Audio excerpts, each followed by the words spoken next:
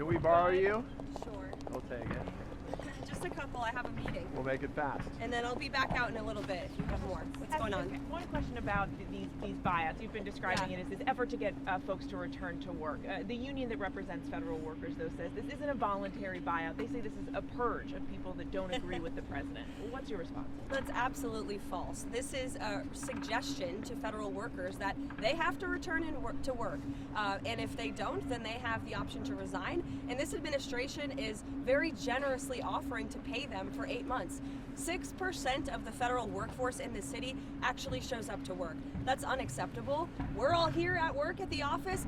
There are law enforcement officers and teachers and nurses across the country who showed up to the office today. People in this city need to do the same. It's an overwhelmingly popular policy with people outside of Washington, D.C. The president campaigned on this, and his administration's keeping the promise. Quick question to follow up on that. How much more is it going to cost, because a lot of the space has now been given away, leases have expired, new purchases need to take place?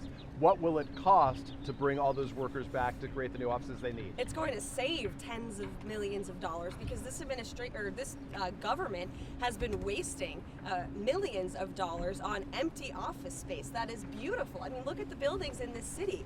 They're gorgeous. They've been here for decades, and the American people are paying for them. And so we're going to make good use of the office space in the city by having these federal workers return to work. I would also add that the order simply directs federal agencies to come up with a return to work plan. And so this isn't a purge, and this isn't forcing every single individual in Washington, D.C. to return to work, only if they are able and, of course, within the law. One more quick one, if I can, about the defense secretary right now. We heard that Pete Hegseth has now taken away the security protections that General Mark Milley has.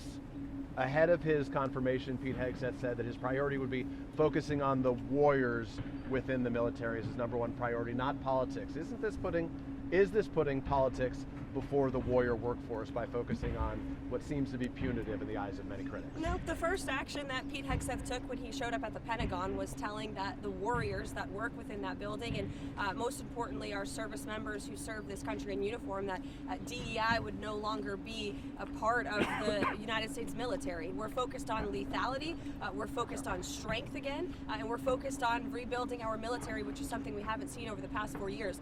As for General Milley, the president's position on this remains the same as it does for John Bolton and the other individuals. He doesn't believe that these people should have the right to have security clearances and private details for the rest of their lives. Again, taxpayers are funding it, and the individuals you're mentioning are quite wealthy, I understand, so they can get their own private security if they wish. I have a couple questions just about the freeze on federal loans and grants. What will the report and review process look like when it goes to OMB for review? And also, now that a federal judge has temporarily blocked it, what are the plans moving forward on that? Because it seems like that Q&A memo that was released yesterday as well was trying to kind of explain a lot of the widespread confusion that a lot of these different organizations who rely on that funding had.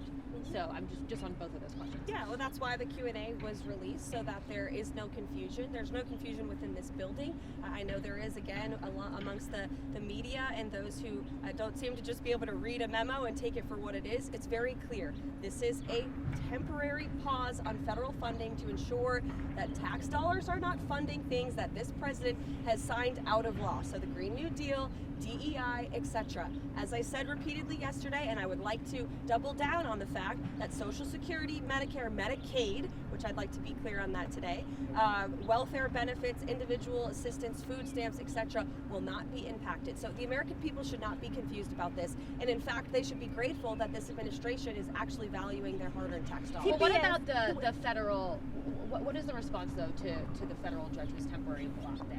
That's expected to play out in court on Monday. What are your guys' plans regarding that, and also just going back to the review process, what does that look like? Everything this administration does is within the confines of the law, and so we're prepared to fight this battle in court. Karoline, thank you, Karoline, for stopping.